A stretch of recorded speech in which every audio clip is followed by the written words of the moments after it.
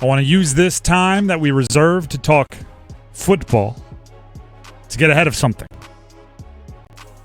The way Andy Dalton plays this weekend against Seattle, and heck, as long as he plays with Bryce Young out with the ankle injury, the way Andy Dalton plays says nothing about Bryce Young. It's not apples to apples, right? It's not comparing the same thing. It's not only is it not apples to apples, it's not even oranges to roofing shingles. Like, it is something even more different than that. First of all, how long will we be treated to Andy Dalton running the offense? Here's Frank Reich on how long Bryce Young will be out. They're saying 1 to 2 weeks. Docs are saying 1 to 2 weeks. I think Bryce has done well this week. I'm optimistic that he's on the right path and that whatever the soonest he can get back is, he will get back. And when he gets back and when he's cleared, he's our guy and he'll be ready to go. So as long as he's out, it's Andy Dalton. There's a few things we need to get clear.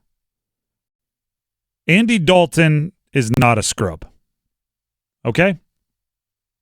Let's just, there's this thing that happens to quarterbacks about year 10 or 12 in the league, where they go from a solid starter to how in the heck are they still in the league, and that the reputation just tanks. Andy Dalton is not a scrub. He is 3 touchdown passes. There's a better than 0% chance he throws 3 touchdown passes this weekend against Seattle. If he does that, he will be tied with Boomer Esiason for 26th all-time in touchdown passes. That includes every quarterback that has ever played football in the NFL. It's a lot. If he throws 4 touchdown passes, less likely, but within the realm of within the range of outcomes. If he throws 4 touchdown passes, he becomes one of the 25 all-time highest touchdown passers in the history of the NFL, tied with Tony Romo. That's Andy Dalton. That's the guy that's taken over. Bryce Young should not be compared to a guy with that kind of experience. AJ Green, TJ Hushmanzada, I believe, maybe he was a little bit earlier. Yeah. Those Bengal teams, they went to 5 straight playoffs. He was their quarterback. Mm-hmm. Marvin Lewis. That whole thing, that was Andy Dalton. So there is an experience element where it's he handles Seattle better than Bryce would. It's because he's played everywhere. He's done everything. He's been in loud environments. He gets it. You're going to get better the more you do it. Now, here's the part that would upset me. We've been talking about vanilla play calling forever, it feels like. Mm-hmm. We started in the preseason where Frank Reich and Thomas Brown, their offensive coordinator, and heck, even Bryce Young in the offense, they were telling us, we've been very vanilla with our play calling. We've been very vanilla with our play calling.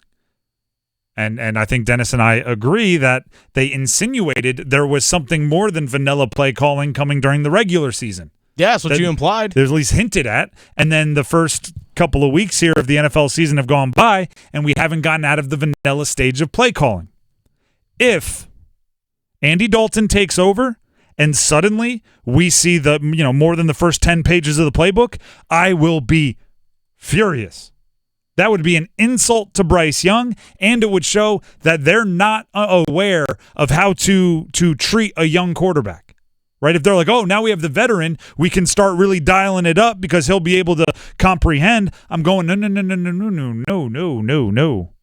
I'm happy that you have that playbook because started doubting if you even, had a creative page in the playbook. So I'm happy that it exists, but I am furious that you did not start breaking it out week 1.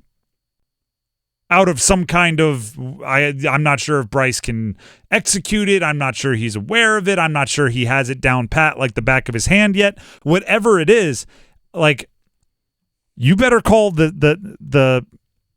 you better not make it obvious that you were training wheelsing. You were babying. You were treating with kid gloves Bryce Young through the first two games. Right? I've used this example in the past. Sometimes when you have, a savant out there, you have to dial it up, right? I'm trying to think of it. Oh gosh, you want to know what movie I wanted to quote? And this is a deep pull. If any of you are with it, I give you a lot of credit. Have you seen The Internship with Vince Vaughn and Owen Wilson? Like go to Google? Yeah, they're Google interns. It's like kind of a spiritual PG-13 sequel to Wedding Crashers. Mm-hmm. They're playing, ready for this, Quidditch. Yes. Now this is why this is a Friday reference, right? You can only go this crazy on a Friday. Of course. At one point in time, they look at like their Quidditch teammates and say, you got a couple of athletic savants with hand-eye coordination. You got to tell us what to do and let us go, right? That is very much a Vince Vaughn phrase. Got a couple of athletic savants with hand-eye coordination. I kind of want to look at Bryce Young and say, you have a football savant with hand-eye coordination. You got to let him go. Right? You got to give them the graduate level stuff, and then you can find some success. Don't give him English 101, right? Give him graduate level philosophy. If you saved those for Andy Dalton, I am going to be very upset. And I want to get ahead of it. I want to say this now so that on Monday, by the way, talking about range of outcomes, it's completely within the range of outcomes that Carolina is going to win this game. And it might be, they might win this game because of Andy Dalton. Is it likely? Probably not, but it's within the range. If that happens and the play calling is suddenly unpredictable and creative and detailed and it's all flowing together, there's going to be a lot of excited Panther fans on Monday. There's going to be a lot of takes about Bryce Young on Monday. I want to get ahead of it and say, I'll let you know right now. Like, I'll say it with my chest.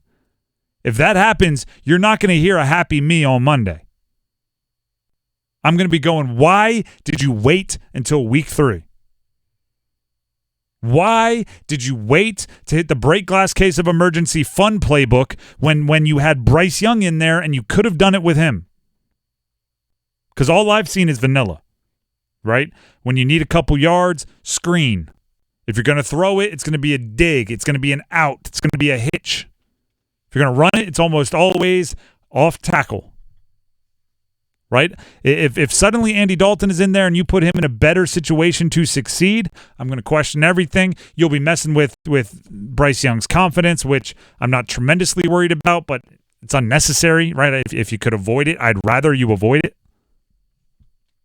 Andy Dalton is not a scrub, so tread carefully. And by the way, what Frank Reich said is vital. Whenever Bryce Young is ready, he's back. It's his team, right? As it should be. Exactly. That's what I'm saying. It's vital. Yes. You remember a couple years ago, Dak Prescott got hurt and Cooper Rush came in? Oh, it was last year, yeah. And he was throwing for like 170 yards a game, but they were 4-0, 5-0, whatever it was. And there were people calling for the Cooper Rush to stay even if Dak was hurt. Yes, the guy that threw like 25 passes combined over like 2 games or 3 games. And one of the takes I heard was you just keep telling Dak you're being cautious with his recovery until Cooper loses. Right, whenever he loses, you make the switch. It better not even be that complicated with Andy to Bryce. If the trainer comes over and says Bryce can play with 2 minutes and 37 seconds left in the first half this weekend, they're like, all right, he's good. He just got healed. Suit up, Bryce. You're going in. Like, it's your job. Even if Andy Dalton hasn't thrown an incompletion yet, suit up. Your job. Take the offense over. Tap Andy on the shoulder and say, you're out, buddy. That's how obvious it has to be.